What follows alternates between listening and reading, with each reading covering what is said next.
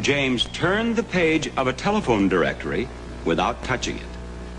And you claim to have done that with psychic power. Yes. Now, you're prepared to demonstrate your psychic powers again. You've warmed up.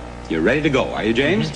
Very well. Oh, James, you are prepared to pay him $10,000 if he can turn the page of the telephone directory with certain controls. That's Is that right. You have the $10,000, do you, Randy? I do indeed.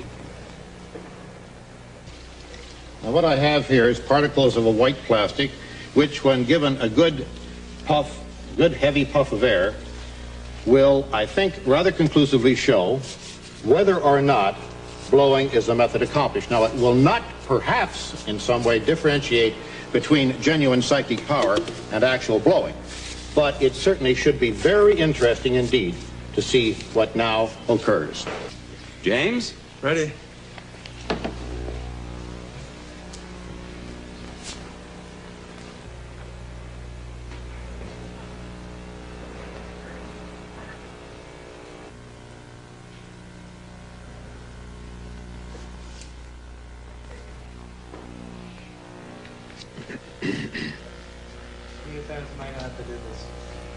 This time. How many pages? Just one page, once. Like Okay. that.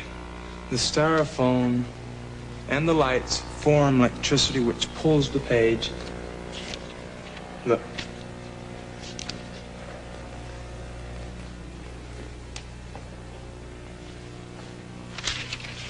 It pulls the page down instead of freeing the pages.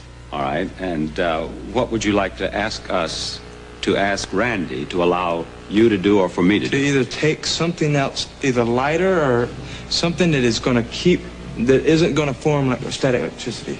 You mean put something else, some other material around Something here? that is not foam. Foam causes static electricity, and the light is what heats it up. All right, Randy, is there anything else that you can put around the telephone directory?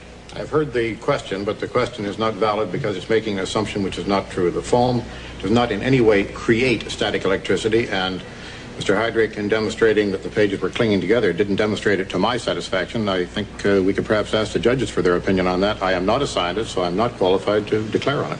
Judges? Whatever static electricity exists in the styrofoam would not really affect the movement of the page or the clinging of the pages together, in my opinion.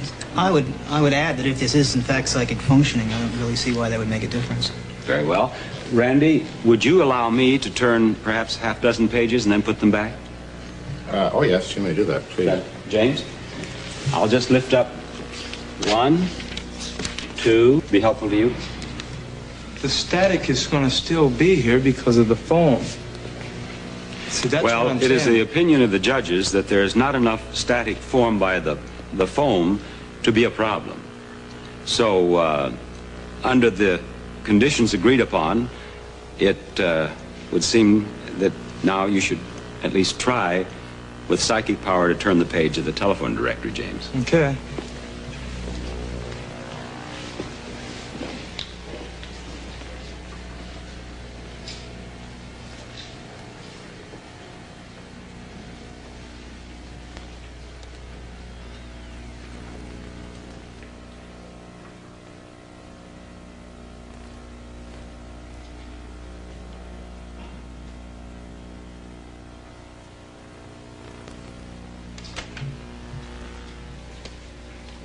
It's not going to turn for you? No, it isn't. Well, have you reached the point then when at which we can declare the demonstration terminated? This isn't a magician's trick. I can't just come up, bang, bang, and it's over. I have to be to where I can work with something small and then big, to build up my own self. So this Well, is, it isn't a trick. It has to be done. This is just, it's power. It's mental power.